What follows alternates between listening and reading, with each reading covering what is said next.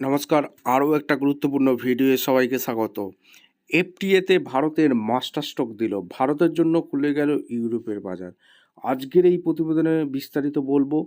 এফটিএতে চুক্তি করার ফলে, মুক্ত বাণিজ্য নীতি চুক্তি করার ফলে ইউরোপের সঙ্গে যে চুক্তি হলো, সেখানে ভারতের কী লাভ হলো, আমরা কি পেলাম, কি ক্ষতি হলো, ইউরোপের কী লাভ হলো, আজকের এই প্রতিবেদনে বিস্তারিত তুলে ধরবো। অবশ্যই খুব গুরুত্বপূর্ণ ভিডিও হতে যাচ্ছে। অবশ্যই যারা চ্যানেলে নতুন, চ্যানেলটাকে সাবস্ক্রাইব করে বেল আইকনটা টিপে রাখতে হবে লেটেস্ট নিউ নিউ নোটিফিকেশন পাওয়ার জন্য। স্টেপ টু স্টেপ তোমাদের বিস্তারিত বলবো। নয়াদিল্লিতে এক উচ্চ পর্যায়ের বৈঠকে ভারত এবং ইউরোপীয় ইউনিয়নের মধ্যে বহু প্রতীক্ষিত মুক্ত বাণিজ্য চুক্তি এফটিএ, যা গত 2 দশক ধরে চূড়ান্তকরণের অপেক্ষা ছিল, অবশেষে চূড়ান্ত করা হয়েছে। এর ব্যাপকতা এবং কৌশলগত গুরুত্বের কারণে এই চুক্তিটিকে মাদার অফ অল ডিস বলা হচ্ছে। কি বলা হচ্ছে? Mother of all deals. ইউরোপীয় ইউনিয়নে ভারতের বৃহত্তম বাণিজ্য অংশীদার, যা কেবলমাত্র ভারতের মোট বৈশ্বিক বাণিজ্যের প্রায় 17% জন্য দায়ী, যা এই চুক্তির তাৎপর্য আরও বাড়িয়ে তোলে।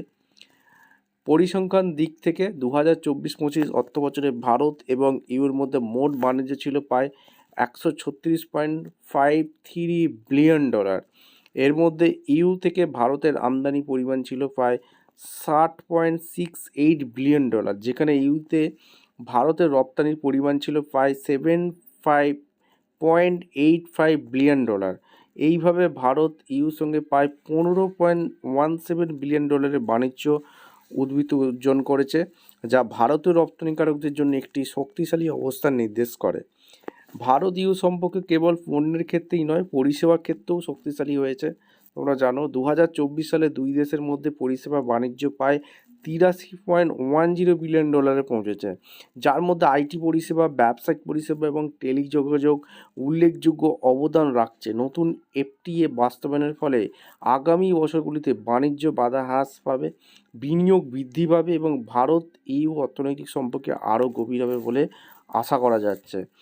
এইবার তোমরা অনেকেই কোশ্চেন করতে পারো যে ভারতের লাভ কী হলো, ভারতের লাভ কী হলো এই প্রতিবেদনে বলবো।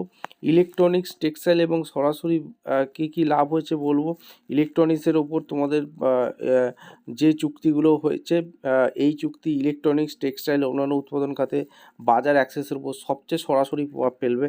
বিশেষ করে পণ্যের উপর শুল্ক হ্রাসের ফলে ভারতীয় পণ্যগুলি ইউরোপের বাজারে আরও প্রতিযোগিতামূলক হয়ে উঠবে, যা রপ্তানিতে একটি বড় ধরনের উৎসাহ প্রদান করবে বলে আশা করা যাচ্ছে। বর্তমানে ইউরোপীয় ইউনিয়নে ভারতীয় পোশাকগুলি প্রায় 10% শুল্ক আরোপ করে, যা ভারতীয় রপ্তানিকারীদের জন্য একটি বড় চ্যালেঞ্জ হয়ে দাঁড়ায়। এফটিএর অধীনে এই শুল্ক পর্যায়ক্রমে হ্রাস করা হবে বলে আশা করা হচ্ছে। এটি কেবল ভারতীয় পোশাকের দাম কমিয়ে দেবে না, বরং ইউরোপে তাদের চাহিদাও বৃদ্ধি করবে বলে মনে করা হচ্ছে। এর সরাসরি সুবিধা কাদের হবে? ভারতীয় রপ্তানিকারীদের। বাংলাদেশ এবং ভিয়েতনামের মতো দেশের তুলনায় ভালো অবস্থানে থাকবেন এবং ইউরোপীয় বাজারে তাদের অংশীদারিত্ব জোরদার করতে সক্ষম হবে। ভারত ইউ এফটিএতে সরাসরি আলোচিত খাত হলো অটোমোবাইল খাত, কারণ ভারতের গাড়ি বাজারকে বিশ্বের সবচেয়ে সুরক্ষিত বাজারগুলির মধ্যে একটি হিসাবে বিবেচনা করা হয়েছে। বর্তমানে ইউরোপ থেকে আমদানি করা গাড়িগুলিতে মডেল এবং দামের উপর নির্ভর করে 70 থেকে 100% আমদানি শুল্ক আরোপ করা হয়। এটি ভারতের গ্রাহকদের জন্য ইউরোপীয় বিলাসবহুল প্রিমিয়াম গাড়িগুলো যেগুলো আছে, মার্সিডিজ, এইগুলো কিন্তু সস্তা করে তুলবে। ঠিক আছে, এফটি কার্যকর হওয়ার পর এই পরিস্থিতি উল্লেখযোগ্যভাবে পরিবর্তিত হতে পারে। ভারত সরকার প্রাথমিক পর্যায়ে 1.6 বিলিয়ন প্রায় 40% বেশি দামে উচ্চমানের গাড়ির উপর আমদানি শুল্ক কমাতে সম্মত হয়েছে। এটি ইউরোপীয় গাড়িগুলোকে আরও সস্তায় করে তুলতে পারে, ভারতীয় গ্রাহকদের আরও পছন্দের সুযোগ করে দিতে পারে। তদুপরি এটি ভারতের অটো সেক্টরে প্রতিযোগিতা বৃদ্ধি পাবে, আইটি সেক্টরের চাকরিগুলো বৃদ্ধি করবে, দেশীয় কোম্পানিগুলোকে প্রযুক্তি গুণমান এবং উদ্ভাবন আরও উন্নতি করার জন্য চাপ দেবে।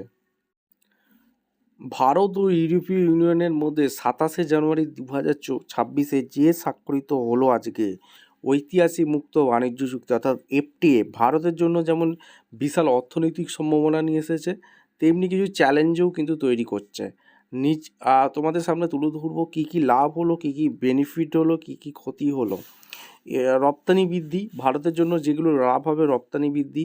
এই চুক্তির ফলে ভারতের 99% পণ্য ইউরোপের বাজারে শুল্কমুক্ত প্রবেশাধিকার পাবে।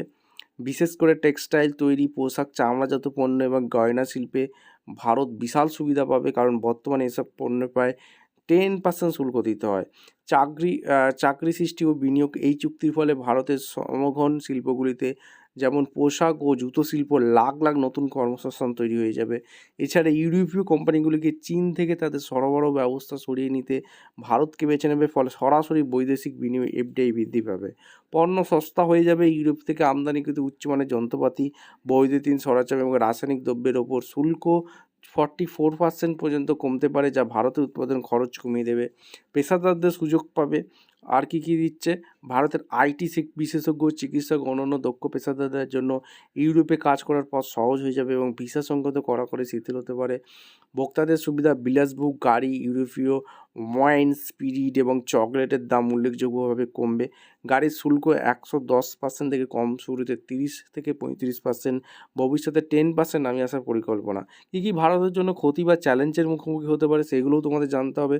দেশীয় শিল্পের উপর চাপ পড়তে পারে। ইউরোপীয় সস্তা পণ্য যেমন গাড়ি, ডেয়ারি পণ্য বাজারে চলে এলে ভারতের ছোট মাঝারি অনেক কোম্পানি কঠিন প্রতিযোগিতামূলক মুখে পড়তে পারে। অটোমোবাইল সেক্টরে প্রভাব পড়তে পারে।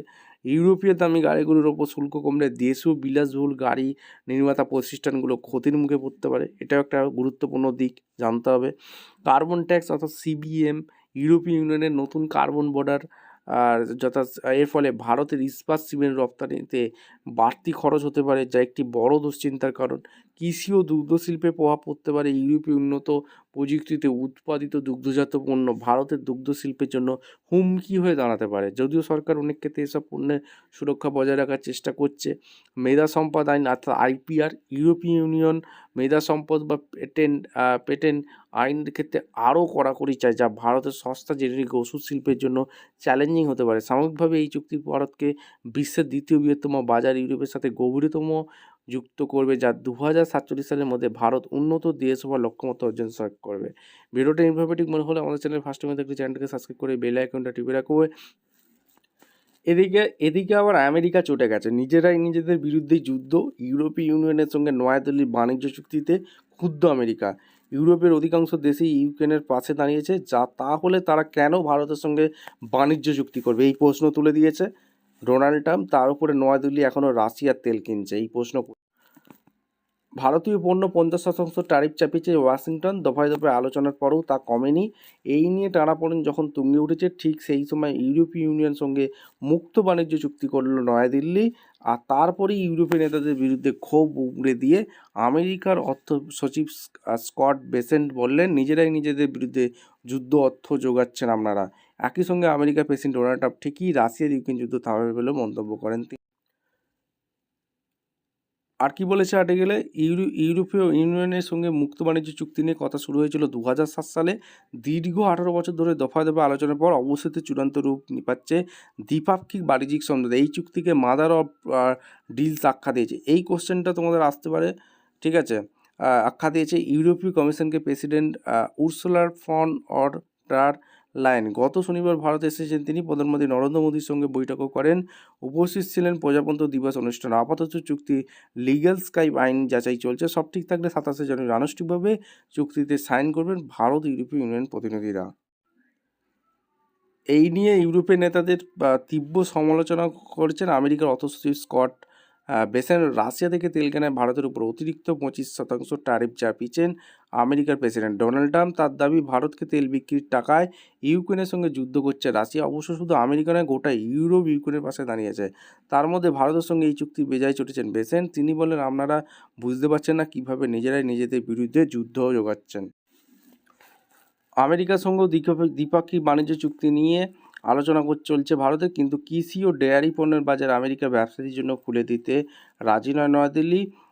এখানে এসেই থমকে গিয়েছে আলোচনা। তবে এর জন্য হোয়াইট হাউসের দায়ী করছেন ট্রাম্পের নিজের দলের সেনেটর টেড ক্রুজ। আমেরিকার সংবাদ মাধ্যমে অ্যাক্সিওসের প্রতিবেদন অনুযায়ী তিনি নাকি ট্রাম্পকে বলেছিলেন, আপনাকে হোয়াইট হাউস ছাড়তে হবে, সেনেট ছাড়তে হবে। 2 বছর পর থেকে প্রতি সপ্তাহে ইমপিচমেন্ট মুখে পড়বেন।